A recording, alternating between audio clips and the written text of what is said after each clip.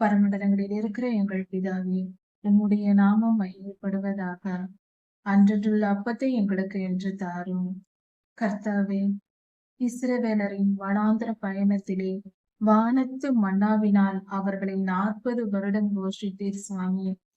அவர்கள் வனாந்திர பயணத்தில் எந்தவித விவசாயம் செய்யவில்லை.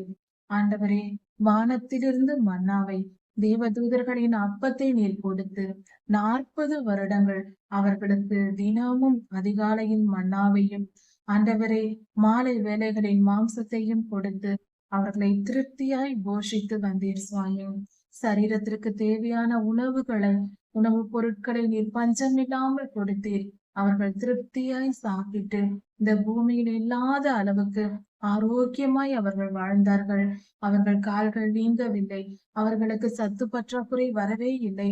எல்லாம் முழு போஷாக்கான அருமையான உணவை அவர்களுக்கு நீர் கொடுத்து காப்பாற்றினீர் சுவாமி.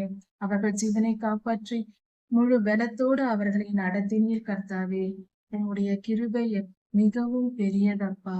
ஆண்டவரே, மலை உபதேசத்தை நீர் செய்யும் பொழுது புதிய ஏற்பட்ட காலத்தில் ஜனங்கள் உம்மை நோக்கி வந்து உம்முடைய வார்த்தைகளை கேட்டு 3 நாளாய் உம்மிடத்தில் தங்கியிருந்த பொழுது அவர்கள் பசியோடு இருப்பதையும் நீர் பொறுத்து கொள்ளாமல், ஆண்டவரே, அவர்கள் பசியோடு இருக்கிறார்களே, வழியில் சோர்ந்து போவார்களே என்று 5 அப்பத்தையும் 2 மீனையும் எடுத்து அவர்களுக்கு ஆசீர்வதித்து திருப்தியாய் புசிக்கும்படி அவர்களுக்கு கொடுத்தீர். மீந்த துணிக்கைகளையும் அவர்கள் கூடைகளில் எடுத்தார்களே சுவாமி.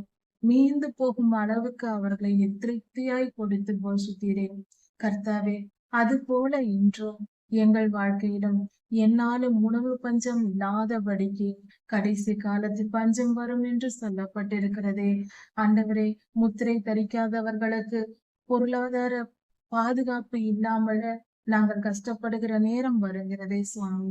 அந்த நேரத்திலும் எந்தவித உணவு பஞ்சமும் எங்களுக்கு நேரிடாதபடி உம்மால் தெரிந்து கொள்ளப்பட்ட ஒருவரும் பசியோடு இராதபடிக்கும் உம் நாமம் தரிக்கப்பட்ட பிள்ளைகள் உம் நாமத்தை உச்சரிக்கும் ஒவ்வொரு வாயும் பசி இல்லாமலும் போஜனத்திற்காக ஏங்காமலும் இருக்கும்படியாக நீர் அவர்களை போஷித்து வழி நடத்தும்.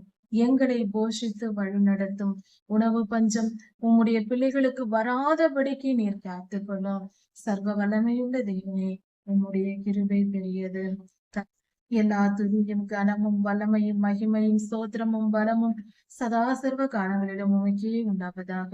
ராஜாதி ராஜா இயேசுவின் நாமத்தினால் பிதாவே, ஆமீன். மாரநாதா.